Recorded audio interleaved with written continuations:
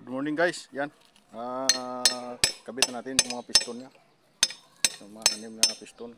Yan. Yan si Jeff po. Yan yung mga liner natin, bago yan. Palitan natin ng anim na liner. Katong oil cooler nya, bago din. Yan.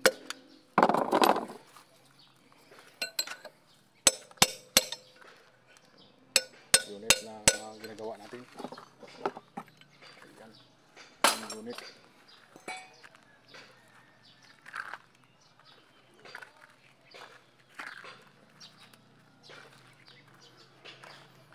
Okay. Yan lang muna.